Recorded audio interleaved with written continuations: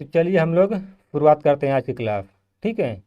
तो इस क्लास में मैंने थोड़ा इसका जो फॉन्ट होता है उसको चेंज किया था, लेकिन ये कुछ ज़्यादा ही मोटा हो गया है। ठीक है।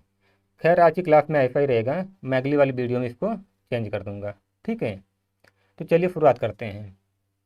तो कह रहा है कि किसी व्यक्ति की मासिक आय या आय मतलब इनकम 13,500 रुपये थी तथा उसका व्यय व्यय मतलब खर्च यानी एक्सपेंडिचर 9,000 रुपये था।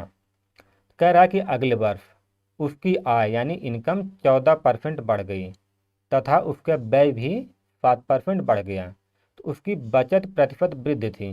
ठीक है, उसकी बचत में कितने प्रतिशत वृद्धि थी ये हमसे पूछा है। ठीक है। तो ध्यान रखना, इसको मैं आपको हल करने के दो तरीके बताऊंगा। ठीक है। पहला वाला बेसिक वाला तरीका। ये बताइए उसका इनकम कितनी थी।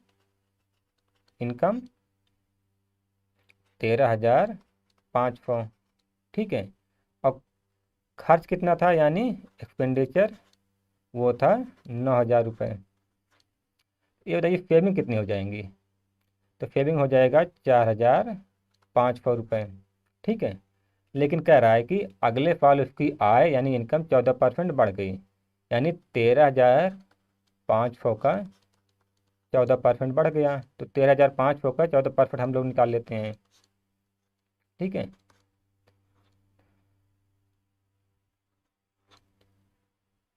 ठीक है। 13,500 का 14% कितना होगा, 1,890। यानी उसकी इनकम पहले 13,500 थी, तो अब अगले वर्ष 1,890 बढ़ गई। ठीक है। अगले वर्ष 1,890 बढ़ गई। तो कितना हो गया उसकी इनकम, 9, 8, 5, 13, 4, 1, 5, 1, 15,390। उसकी अब इनकम कितनी है, 15,390। लेकिन कह रहा है कि उसका व्यय भी 7% बढ़ गया है। यानी व्यय उसका 9,000 था, तो 9,000 का 7% बढ़ गया। तो 9,000 का 7% निकाल लेते हैं हम लोग। तो आ जाएगा 7×9 = यानी 630। ठीक है। 900 में 630 बढ़ गया। ठीक है। तो आ जाएगा 9,630। ठीक है। तो यानी उसकी इनकम अब कितनी हो गई, 15,390। और अब खर्च कितना हो गया, 9,630। तो ये बताइए अब बचत कितनी हो जाएगी। तो टोटल इनकम में खर्च घटा देंगे हम लोग। ठीक है। तो अब उसकी सेविंग हो गई कितनी,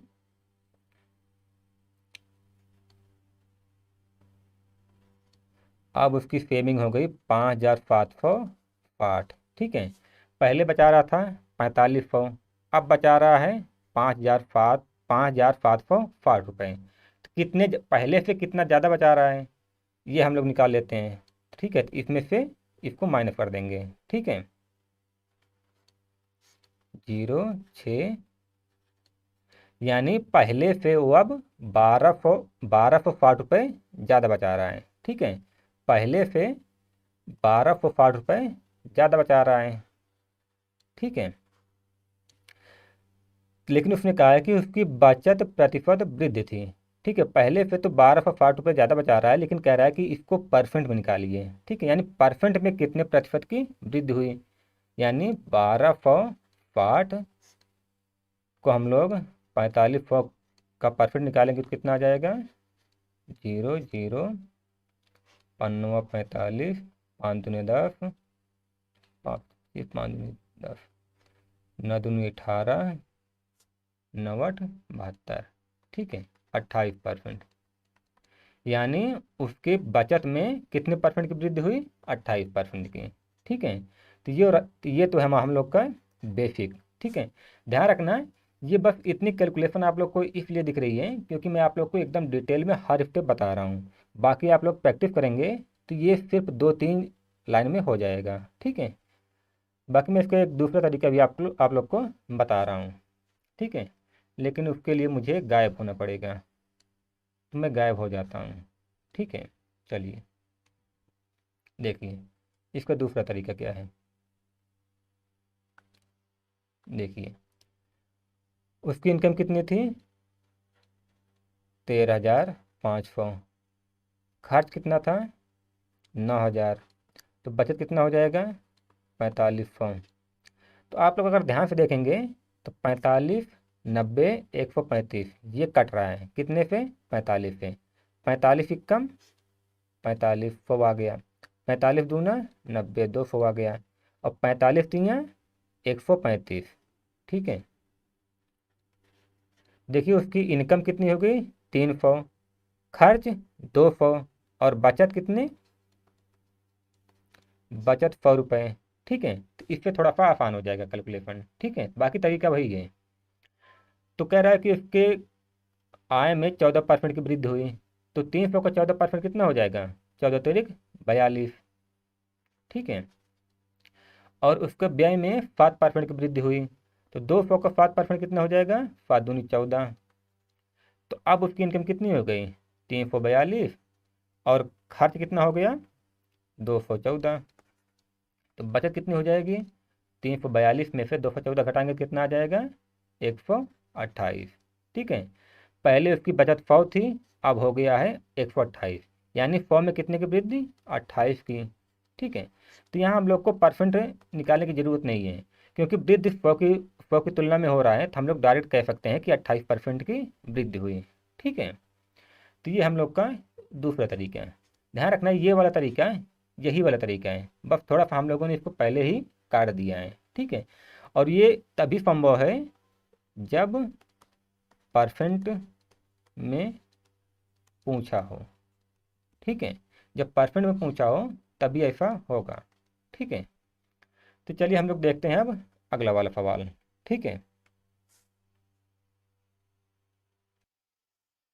तो अगला सवाल है कि कोई व्यक्ति अपनी आय का 80% खर्च करता है। ठीक है, तो कह रहा है कि निर्वाह खर्च में वृद्धि होने के कारण उसके खर्च में, ठीक है, उसके खर्च में 37.1/2% की वृद्धि होती है। ठीक है, तथा उसकी आय में 16.2/3% की वृद्धि होती है। तो उस व्यक्ति की वर्तमान बचत कितनी है? ठीक है, तो उस व्यक्ति की वर्तमान बचत कितनी है, वो भी परसेंट में। ठीक है, परसेंट में पूछ रहा है कि उसकी वर्तमान बचत कितनी है। ठीक है, तो इसको आप लोग फॉर्म मान के भी लगा सकते हैं और रेशियो पे भी लगा सकते हैं। ठीक है, आसान सा सवाल है, बस कैलकुलेशन है और कुछ नहीं। ठीक है, तो इनकम कितनी है? तो इनकम हम लोग मान लेते हैं कि 100 है। ठीक है, और खर्च कितना है? तो 80% खर्च कर रहा है, तो उसकी खर्च 80 हो गया। ठीक है, इनकम 100, खर्च 80, तो सेविंग कितना हो जाएगा? सेविंग हो जाएगा 20। ठीक है, तो कह रहा है कि उसके खर्च में 35.1/2% की वृद्धि हो जाती है। ठीक है, कितने की वृद्धि हुई? 35.1/2%, यानी उसके खर्च यानी 80 में 35.1/2% की वृद्धि हुई। ठीक है, तो इसको हम लोग रेशियो में निकालेंगे तो आ जाएगा 75/2 गुणे 100। परसेंट हटाएंगे तो नीचे 100 आ जाता है। ठीक है, यानी 3/8 रेशियो की वृद्धि होगी, कितने में? 80 में। ठीक है, तो 80 का 3/8 रेशियो कितना हो जाएगा? 30। ठीक है, यानी उसका जो खर्च पहले 80 था, उसमें 35.1/2% की वृद्धि हुई। या हम लोग कह सकते हैं कि 80 का 3/8 रेशियो वृद्धि हो गया। तो 80 का 3/8 रेशियो कितना हो जाएगा? 30। यानी उसका खर्च पहले 80 था और उसमें 30 की वृद्धि हुई, तो अब खर्च कितना हो जाएगा? अब खर्च हो जाएगा, यानी 80 में 30 जोड़ेंगे तो आ जाएगा 110। ठीक है, कह रहा है कि उसकी इनकम में 16.2/3% की वृद्धि हुई। ठीक है, उसकी इनकम में 16.2/3% की वृद्धि हुई। तो इसका हम लोग रेशियो निकालते हैं, तो 16 3 48 2 50/3 गुणे 100। ठीक है, 1/6, यानी उसकी इनकम अगर पहले 100 थी तो 100 का 1/6%। ठीक है, 100 का 1/6% जो है वृद्धि हो गया। ठीक है, यानी पहले 100 था तो अब उसमें 50/3 बढ़ गया है। ठीक है, 100 में अगर 50/3 जोड़ेंगे कितना आ जाएगा? ये आ जाएगा 350/3। ठीक है, यानी अब उसकी इनकम 350/3 है और खर्च कितना है? 110। ठीक है, इनकम 350 और खर्च 110। ठीक है, तो सेविंग कितना हो जाएगा? तो सेविंग हो जाएगा 350/3 माइनस 110 करेंगे इसको तो कितना आ जाएगा? अगर आप लोग 350/3 में से 110 घटाएंगे तो आ जाएगा 20/3। ठीक है, उसकी सेविंग अब इतनी हो जाएगी। ठीक है, यानी 20/3 उसकी अब सेविंग है। लेकिन उसने पूछा है कि उस व्यक्ति की वर्तमान बचत कितनी है और वैल्यू उसने पूछा है परसेंट में। तो हम लोग जानते हैं कि परसेंट को हम लोग 100 से तुलना करके निकालते हैं। ठीक है, परसेंट को हम लोग 100 में निकालते हैं। और ये जो 20/3 जो बच रहा है ये 350/3 में बच रहा है। तो हम लोग को परसेंट में निकालने के लिए 100 से निकालना पड़ेगा। ठीक है, ये बताइए 20/3 ये कितने कितने में से बच रहा है? 350/3 में से। 350/3 में से ये जो बटे में 3 आएगा ये चला जाएगा ऊपर। ठीक है, ये जो 20/3 बच रहा है ये 350/3 में बच रहा है। हम लोग को निकालना परसेंट में, तो परसेंट में निकालने के लिए हम लोग 100 से गुणा कर देते हैं। ठीक है, 535, 5 दूनी 10। ठीक है, यानी 40/7%, या कह सकते हैं कि 7×5=35, 5 40/7%। ठीक है, यानी 5/5/7%, ये उसकी अब बचत हो जाएगी। ठीक है, आप लोग इसको रेशियो से भी लगा सकते हैं। ठीक है, जैसे कि 80% अगर खर्च कर रहा है तो 80% का रेशियो कितना होगा?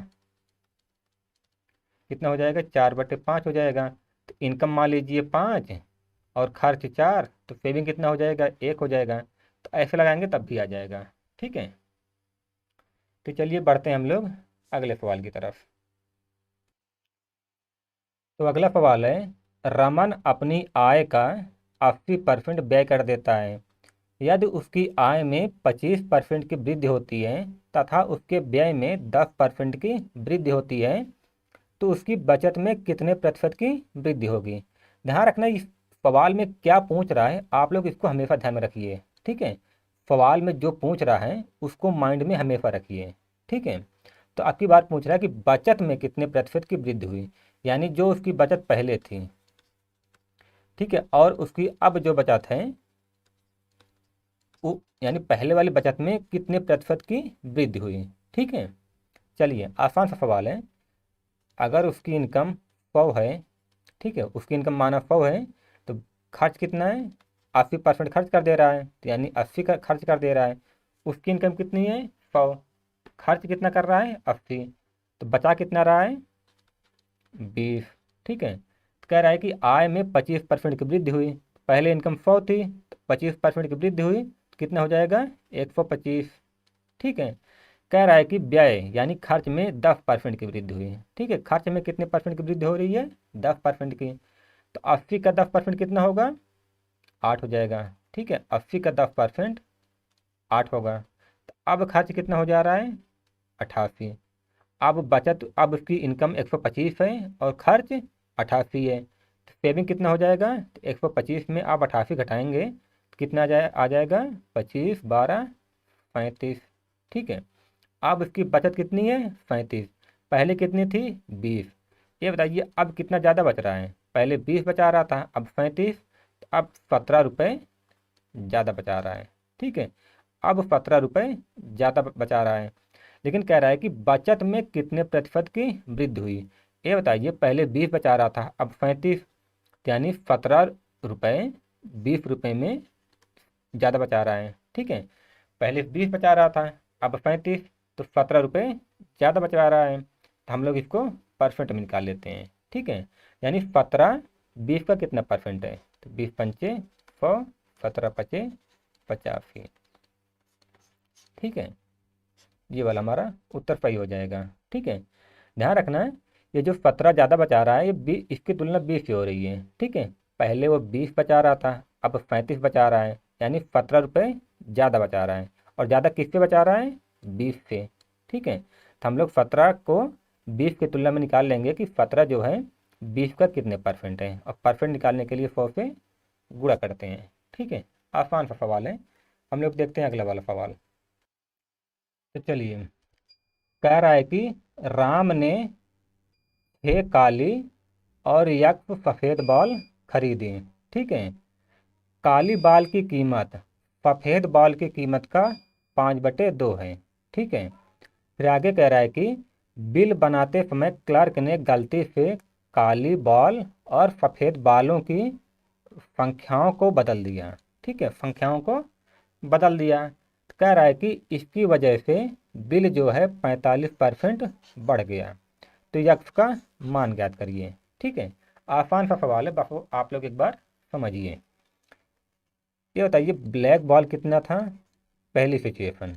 ठीक है, ब्लैक बॉल कितनी थी, 6, और वाइट बॉल कितनी, यक्स। ठीक है, काली बॉल कितनी, 6, और वाइट बॉल यक्स। ठीक है, कह रहे काली बॉल की कीमत, ठीक है, ब्लैक बॉल की कीमत सफ़ेद बॉल की कीमत का 5/2 है। ठीक है, तो यहाँ से हम लोग दोनों बॉल की जो कीमत है उनका रेशियो निकाल लेते हैं। ठीक है, यानी ब्लैक बॉल की कीमत अगर 5 रुपये है तो वाइट बॉल की कीमत कितनी हो जाएगी, 2 रुपये। ठीक है, सवाल में इसने दिया है कि काली बॉल की कीमत सफ़ेद बॉल की कीमत का 5/2 है, यानी ब्लैक बॉल की कीमत कितनी हो गई, 5, तो सफ़ेद बॉल की कीमत कितनी हो जाएगी, 2। ठीक है, ये तो हुई पहली सिचुएशन। ठीक है, अब आगे कह रहा है कि बिल बनाते समय क्लर्क ने गलती से काली और सफ़ेद बालों की संख्याओं को बदल दिया। ठीक है, ब्लैक और वाइट इन दोनों बॉलों की जो संख्या थी आपस में बदल गई। ठीक है, यानी ब्लैक अगर 6 थी तो इसने वाइट को 6 बना दिया। ठीक है, बिल बनाते समय वाइट को 6 बना दिया। अगर वाइट एक था इसने ब्लैक को यक्स बना दिया। लेकिन ध्यान रखना उनका रेट तो सेम ही लगाएगा, है ना। अगर ब्लैक की एक बॉल का रेट 5 रुपये है तो वाइट का कितना रहेगा, 2 रहेगा। ठीक है, इसने बस इनकी संख्याओं को बदला है, रेट जबकि रेट वही है। ठीक है, तो हम लोग देख लेते हैं कि पहले कितने रुपए बन रहे थे। तो ब्लैक बॉल कितनी थी, 6, और एक बॉल की कीमत कितनी, 5, तो 6 बॉल की कीमत कितनी हो जाएगी, 6×5 = 30। ठीक है, प्लस सफ़ेद बॉल कितनी, यक्स, और हर बॉल की कीमत कितनी, 2, तो 2 यक्स। ठीक है, तो पहले सिचुएशन में बिल कितना बन रहा था, 30 + 2 यक्स, इतना बिल बन रहा था।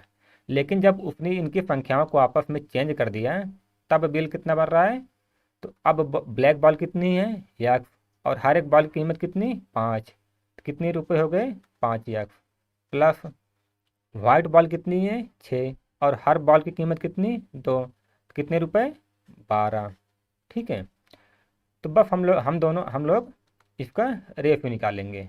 ठीक है, तो 30 + 2 यक्स बटे 5 यक्स + 12 बराबर, देखिए कह रहा है कि 45% बढ़ गया। जब उसने गलती की तो बाद में 45% बढ़ गया। यानी अगर पहले जो बिल बन रहा था, अगर 100 बन रहा था, पहले बिल 100 बन रहा था और 45% बढ़ गया तो कितना हो गया, 145। ठीक है, पहले जो बिल था अगर वो 100 था तो अब कितना हो गया, 145, क्योंकि 45% की वृद्धि हुई है। ठीक है, बस आप लोग इसी समीकरण को हल कर लीजिए, आप लोग का उत्तर आ जाएगा। ठीक है, तो यहाँ से यक्स का मान कितना आ जाएगा, 15। उत्तर मैं बता दे रहा हूँ, बाकी आप लोग कैलकुलेशन कर लीजिएगा। ठीक है, चलिए देखते हैं अगला वाला सवाल।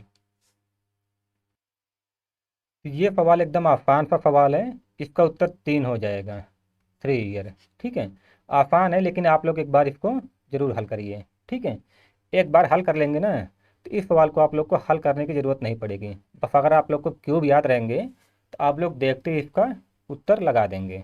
ठीक है, तो चलिए हल करते हैं। तो कह रहा है कि 51,200 रुपये में भूखंड खरीद कर उस पर 2,19,700 की लागत से बिल्डिंग बनाई गई। यदि भूखंड के मूल्य में, ठीक है, यानी भूमि के मूल्य में 30% की वृद्धि तथा बिल्डिंग के मूल्य में 20% वार्षिक दर से कमी हो। ठीक है, ये जो भूखंड का मूल्य है इसमें 30% वार्षिक की दर से वृद्धि हो रही है और जो बिल्डिंग का मूल्य है इसमें 20% वार्षिक दर से कमी हो रही है, तो कह रहा है कि कितने वर्षों बाद दोनों का मूल्य बराबर हो जाएगा। यानी भूखंड का मूल्य, भूमि का मूल्य और इस पर जो बिल्डिंग बनाई जा रही है उसकी लागत का मूल्य दोनों बराबर हो जाएगा। ठीक है, तो भूखंड का मूल्य कितना है? 51,200। ठीक है, और इसमें वृद्धि कितनी हो रही है? 30% की। ठीक है, यानी 30% की वृद्धि हो रही है, तो कितना हो जाएगा? 130/100। ठीक है, तो हम लोग मान लेते हैं कि यक्स वर्ष में ये दोनों बराबर हो जाएगा। ठीक है, और बिल्डिंग की कीमत कितनी है? 2,19,700, और इसमें 20% वार्षिक दर से कमी हो रही है। ठीक है, तो अगर कमी हो रही है 20%, तो कितना हो जाएगा? 80/100। ठीक है, तो हम लोग मान लेते हैं कि यक्स वर्ष में, ठीक है, हम लोग मान लेते हैं कि यक्स वर्ष में ये दोनों बराबर हो जाएंगे। ठीक है, यानी 51,200 में से 200 अगर हर वर्ष 30% बढ़ रहा है तो हो जाएगा हर वर्ष 130/100 हो जाएगा, हर वर्ष 130/100 होगा। और अगर ये जो बिल्डिंग है अगर उसके 2,19,700 में हर वर्ष 20% की कमी हो रही है, तो ये हर वर्ष 80/100% कम होता जाएगा। ठीक है, तो हम लोग मान लेते हैं कि यक्स वर्ष में दोनों बराबर हो जाएंगे। ठीक है, बस यही है इसमें, इसको आप लोग कैलकुलेशन कर लीजिए, आ जाएगा। ठीक है, एक जीरो से एक जीरो, कितना आ जाएगा? 512 गुणे 13 के यक्स बराबर 7 गुणे 8 यक्स। ठीक है, देखिए इसमें भी एक्स लगाए, इसमें भी एक्स लगाए, हम लोग एक साइड कर लेते हैं। 13/8 की होल क्यूब की घात यक्स। ठीक है, क्योंकि इसमें भी एक्स है, इसमें भी एक्स है, इसलिए हम लोग ब्रैकेट लगा के सीधा ऊपर एक्स लिख सकते हैं। ठीक है, और इसको इधर ले जाएंगे तो 2197/512। ठीक है, तो अगर आप लोग को क्यूब याद होगा, ठीक है, अगर आप लोग को क्यूब याद होगा 13/8 की घात यक्स, तो आप लोग ध्यान से देखेंगे तो 2197 किसका क्यूब है? 13 का। ठीक है, 2197 13 का क्यूब है, और 512 8 का क्यूब है। ठीक है, तो हो जाएगा 13/8 यक्स बराबर, इधर भी दोनों में क्यूब लगा हुआ है तो हम लोग डायरेक्ट लिख सकते हैं 13/8 की घात 3। ये देखिए ये सब बराबर हैं, तो यक्स भी, ये भी बराबर हो जाएगा। ठीक है, पर ये दिख नहीं रहा होगा आप लोग को। ठीक है, तो अगर 13/8 दोनों में बराबर हैं, तो यक्स का जो मान हो जाएगा वो यहाँ से आ जाएगा, यक्स बराबर 3 ईयर। ठीक है, क्योंकि 13/8 इधर भी है और 13/8 इधर भी है, और ये दोनों बराबर हैं, तो यहाँ से यक्स बराबर कितना आ जाएगा? 3 ईयर। ठीक है, चलिए बढ़ते हैं अगले सवाल की तरफ। व्यंजक यक्स क्यूब वाई स्क्वायर में यक्स तथा वाई के मानों में क्रमशः 25% तथा 20% कमी करने पर, ठीक है, व्यंजक के मान में कितने प्रतिशत की कमी आएगी? ठीक है, आसान सा सवाल है। तो कह रहा है कि व्यंजक यक्स क्यूब वाई स्क्वायर है। ठीक है, उसमें वाई, यक्स तथा वाई के मानों में क्रमशः 25%। ठीक है, यानी यक्स के मान में कितने परसेंट की कमी कर रहा है? 25% की। ठीक है, 25% का रेशियो कितना हो जाएगा? 1/4। ठीक है, यानी यक्स में 1/4 की वृद्धि कर रहा है। ठीक है, यानी पहले 4 था तो अब कितना हो गया? 3। और यक्स क्यूब है तो इसको हम लोग 3 बार लिख देंगे। ठीक है, पहले 4 रहा, पहले 4 रेशियो था और 4 रेशियो में एक रेशियो कमी कर दे रहा है, कितना हो जा रहा है? 3। ठीक है, तो यहाँ पर व्यंजक यक्स का क्यूब है तो हम लोग 3 बार लिख देंगे, 4 फिर 3, 4 3। पहले 4 था अब 3 हो गया है। वैसे वाई में कह रहा है कि वाई में 20% की कमी करने पर, ठीक है, 20% का रेशियो कितना हो जाएगा? 1/5। ठीक है, यानी वाई वाई का 1/5%, 1/5 रेशियो कम कर दे रहा है। यानी पहले 5 था तो अब कितना हो जा रहा है? 4। ठीक है, तो वाई कितनी बार है, 2 बार है, तो इसको भी हम लोग 2 बार लिख देंगे। ठीक है, तो एक 4 से एक 4 कट जाएगा और दूसरे से दूसरे, 5 पचम 25 चौकुआ 100, 3 त्रिक 9 त्रिक 27। तो ये बताइए पहले व्यंजक का मान कितना था, 100। पहले व्यंजक का मान, पहले पहले व्यंजक का मान कितना था, 100, और अब व्यंजक का मान कितना हो गया,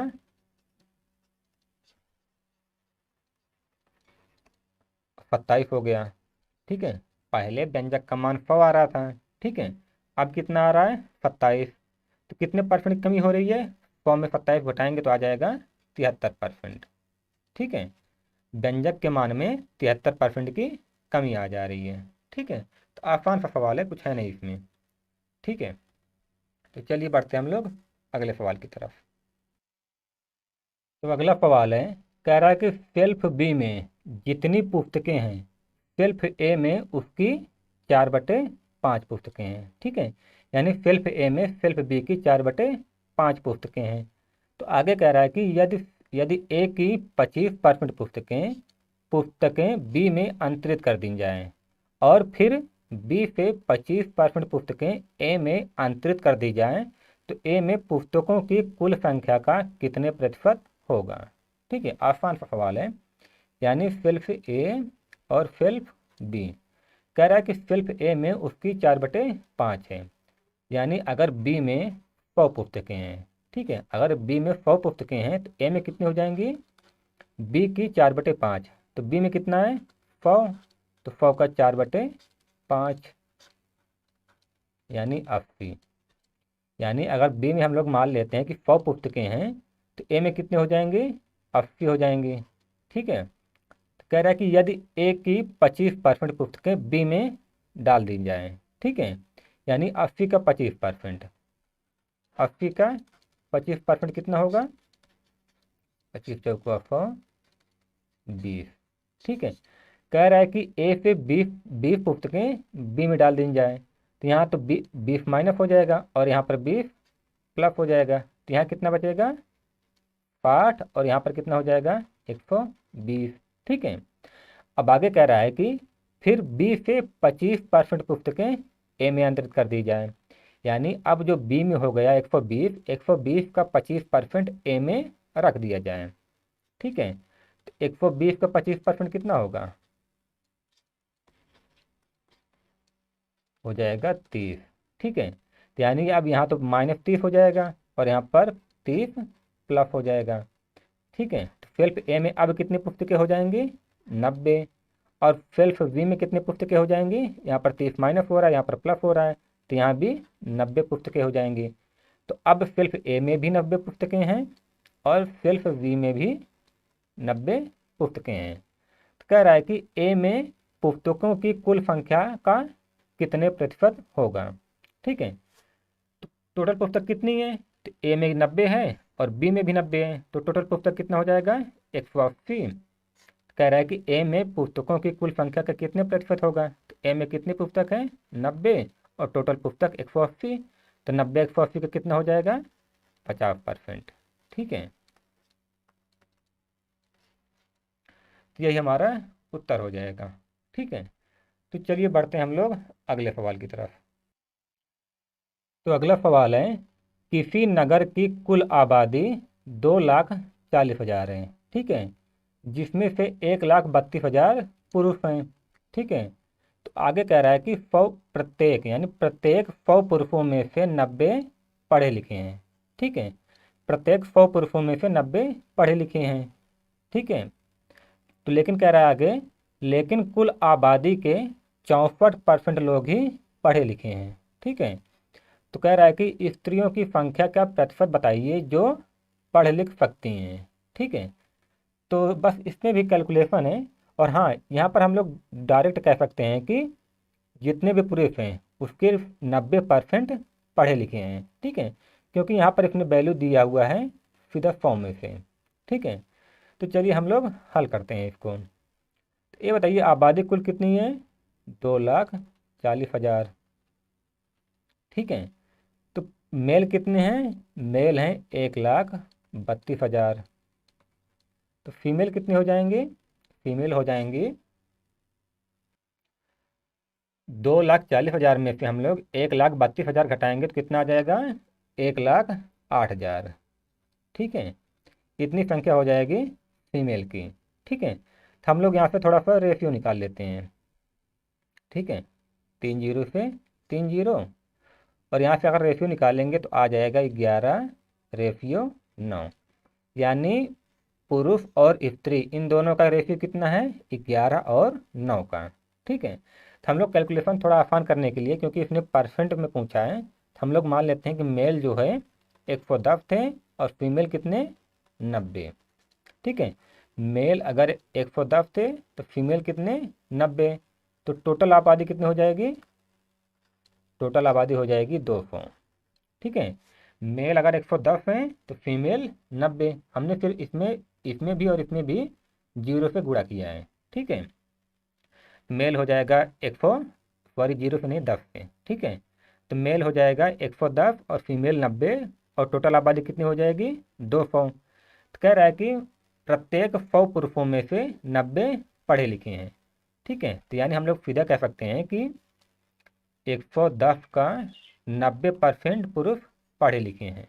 ठीक है, तो 110 का 90% निकाल लेते हैं, क्योंकि यहाँ पर इसने कहा है कि प्रत्येक 100 पुरुषों में से 90 पढ़े लिखे हैं, तो हम लोग डायरेक्ट भी कह सकते हैं कि पुरुषों में 90% पुरुष पढ़े लिखे हैं। ठीक है, तो यानी 110 पुरुष में 90% पढ़े लिखे हैं, तो 110 का 90% निकालेंगे तो कितना आ जाएगा? 11×9 = 99। यानी पुरुषों में 99 पुरुष पढ़े लिखे हैं। ठीक है, पुरुषों में 99 पुरुष पढ़े लिखे हैं, लेकिन आगे कह रहा है कि कुल आबादी के 64% लोग ही पढ़े लिखे हैं। ठीक है, टोटल आबादी के 64% लोग ही पढ़े लिखे हैं। ठीक है, तो टोटल आबादी यहाँ पर कितना आया है? 200। ठीक है, 200 का 64% लोग पढ़े लिखे हुए हैं। ठीक है, यानी हम लोग 200 का 64% निकाल लेते हैं, तो 2 चौक 8, 2 छंग 12, यानी टोटल 128 व्यक्ति टोटल आबादी में। अगर आबादी को हम लोग 200 यहाँ पर आ रहा है, तो 200 में से 128 लोग हैं जो पढ़े लिखे हैं। ठीक है, तो अगर 100 टोटल 128 लोग पढ़े लिखे हैं और उसमें से 99 पुरुष पढ़े लिखे हैं, तो महिलाएं कितनी पढ़ी लिखी होंगी? 128 में से हम लोग 99 घटा देंगे। ठीक है, तो यानी 29 महिला हैं, 29 महिला जो है वो पढ़ी लिखी है। ठीक है, यानी अगर महिला 90 हैं तो उसमें तो 29 महिलाएं पढ़ी लिखी है। लेकिन इसने पूछा है कि स्त्रियों की संख्या का प्रतिशत बताइए जो पढ़ लिख सकती हैं। ठीक है, तो इसने वैल्यू परसेंट में पूछा है, यानी जो 29 महिलाएं हैं ये कितने परसेंट है जो पढ़ लिख सकती हैं।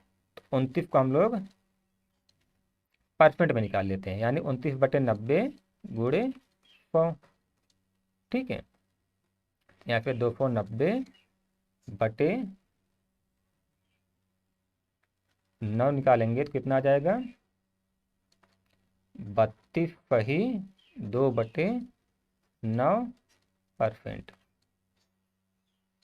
ठीक है, उम्मीद है आप लोग को सवाल समझ में आ रहा होगा। ठीक है, तो चलिए बढ़ते हैं हम लोग अगले सवाल की तरफ। तो अगला सवाल है, 2500 लोगों में से 60% लोग ही बचत करते हैं। ठीक है, यानी टोटल 2500 लोगों में से केवल 60% लोग ही बचत करते हैं। यदि 30% लोग बैंक में और 32% लोग डाकघर में तथा शेष लोग शेयर में बचत करते हैं, तो शेयर धारकों की संख्या क्या है? ठीक है, आसान सा सवाल है, तो हम लोग एक बार हल करते हैं इसको। 2500 में से टोटल 60% बचत करते हैं। ठीक है, तो 2500 का 60% कितना हो जाएगा? 1500। यानी 1500 लोग टोटल बचत करते हैं। लेकिन अभी इस 1500 में, ठीक है, अभी 1500 अपने आप में 100% बन गया। ठीक है, 1500 लोग बचत करते हैं। ठीक है, तो अब ये टोटल अपने आप में 100% बन गया। कह रहा है कि अब इसमें से 30% लोग बैंक में, ठीक है, 30% लोग बैंक में बचत करते हैं और 32% लोग डाकघर में बचत करते हैं। ठीक है, ठीक है, 1500 में 30% लोग बैंक में बचत करते हैं और 32% पोस्ट ऑफिस में बचत करते हैं। और कह रहा है कि शेष लोग शेयर में बचत करते हैं। तो ठीक है, यानी जो शेष लोग बचे वो शेयर में बचत करते हैं। तो टोटल परसेंट कितना होता है 100, और 100 में से 30 और 32 घटाएंगे तो कितना आ जाएगा, -30 + 32 घटाएंगे तो कितना आ जाएगा ये 38%। ठीक है, तो 38% लोग जो है वो शेयर में बचत करते हैं। ठीक है, 38% लोग शेयर में बचत करते हैं। कह रहा है कि शेयर धारकों की संख्या कितनी है। तो टोटल 1500 लोग बचत कर रहे हैं और इसमें से 38% लोग शेयर में बचत करते हैं। तो 1500 का 38% कितना हो जाएगा, 15 को 38 से गुणा करेंगे तो आ जाएगा 570। ठीक है, यानी 570 लोग शेयर में बचत करते हैं। ठीक है, तो चलिए बढ़ते हैं हम लोग अगले सवाल की तरफ। तो अगला सवाल है, एक परीक्षा में 35.1/2% लड़कियां थीं। ठीक है, तो कह रहा है कि कुल लड़कियों के 62.1/2% लड़कियां और कुल लड़कों के 75% लड़के पास हुए हैं। ठीक है, तो यदि 342 लड़कियां फेल हुई तब कितने लड़के फेल हुए। ठीक है, तो ध्यान रखना आप लोग को ऐसे सवालों के, या जितने भी सवाल मैं बता रहा हूँ इन सवालों के आप लोग को बहुत सारे टीचर बहुत सारी ट्रिक बताएंगे। ठीक है, लेकिन ध्यान रखना वो टीचर हैं इसलिए ट्रिक लगा ले रहे हैं, आप लोग छात्र हैं तो आप लोग नहीं लगा पाएंगे। ठीक है, यह हो सकता है यहाँ पर लगा लें लेकिन एग्जाम में जाएंगे ना तो आप लोग भूल जाएंगे। ठीक है, तो उससे प्रेशर बढ़ेगा, इसलिए आप लोग हमेशा बेसिक पर ध्यान दीजिए। ठीक है, बेसिक पे ध्यान देंगे कभी भूलेंगे नहीं, और बेसिक से ज़्यादा जल्द आसानी से कुछ होता नहीं है। ठीक है, बस एक बार समझने की देर है। ठीक है, तो चलिए देखते हैं। कह रहा है कि एक परीक्षा में इतनी लड़कियां हैं, यानी 35.1/2% लड़कियां हैं। 35.1/2% लड़कियां हैं, तो 35×75/2, इसको हम लोग रेशियो में कर लेते हैं। तो 25×75, 25×4 100, यानी 3/8। ठीक है, यानी अगर टोटल, ये टोटल है तो ये है गर्ल की संख्या। ठीक है, यानी अगर हम लोग टोटल पॉपुलेशन 800 मान लेते हैं, ठीक है, परीक्षा में टोटल छात्रों की संख्या 8 मान लेते हैं, तो गर्ल कितने हो जाएंगे, गर्ल 300, और बॉयज़ कितने हो जाएंगे, तो बॉयज़ हो जाएंगे 500। ठीक है, टोटल छात्रों की संख्या का, यानी अगर टोटल 8 रेशियो छात्र हैं तो उनमें 3 गर्ल हैं, तो हम लोग ने मान लिया कि टोटल छात्र 800 हैं, तो गर्ल कितने 300 हो जाएंगे और बॉयज़ कितने 500। ठीक है, तो चलिए आगे कह रहा है कि कुल लड़कियों के 62.1/2% लड़कियां और कुल लड़कों के 75% लड़के पास हुए। ठीक है, यानी लड़कियां कितनी हैं 300, तो 300 के 62.1/2% यानी 125% लड़कियां पास हुई। ठीक है, तो ये आ जाएगा 3×5 = 15, 3×2 = 7, 3×1 = 2, यानी अगर गर्ल 300 थे तो इसमें 375/2 दो जो गर्ल पास हुई हैं। ठीक है, और कह रहा है कि लड़कों के 75% लड़के पास हुए, यानी 500 का 75% पास हुए। तो 500 का 75% कितना हो जाएगा, 5×5 = 25, 5×7 = 35, 1×36 = 35, यानी 500 में से 375 पास हुए। ठीक है, लड़कियों में इतना पास हुए और लड़कों में इतना। तो कह रहा है कि यदि 342 लड़कियां फेल हुई, ठीक है, तो ये बताइए अगर टोटल गर्ल 300 हैं और पास इतनी हुई तो फेल कितनी हो जाएंगी। तो टोटल गर्ल कितनी है 300 हैं, ठीक है, तो उनमें से अगर हम लोग पास वाली लड़कियों को घटा देंगे तो आ जाएगा फेल वाली लड़कियां।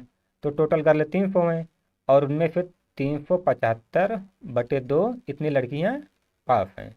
ठीक है, तो घटाएंगे तो कितना आ जाएगा, 600 माइनस 375/2, यानी कितना आ जाएगा, 225/2 कितनी लड़कियां फेल हैं। ठीक है, इतनी लड़कियां फेल हैं। और लड़के कितने फेल हैं, लड़के टोटल कितने हैं, 500, और पास कितने हुए, 375। तो 500 में 375 घटाएंगे तो कितना आ जाएगा, 125 लड़के फेल हैं। ठीक है, 125 लड़के फेल हैं।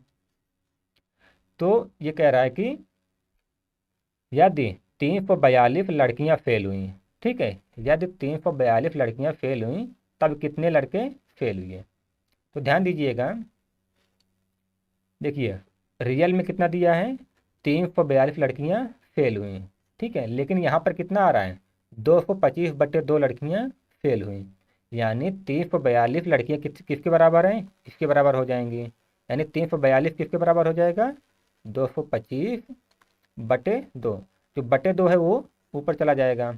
ठीक है, 342 225/2 के बराबर हो जाएगा। ठीक है, तो यहाँ हम लोगों ने माना है रेशियो इन सबको। ठीक है, तो 342 225/2 रेशियो के बराबर हो जाएगा। और कह रहा है कि कितने लड़के पास हुए, तो हम लोग को मान निकालना है 125, सॉरी कितने लड़के फेल हुए। ठीक है, तो यहाँ पर 125 रेशियो लड़के फेल हुए। तो 342 225/2 के बराबर है।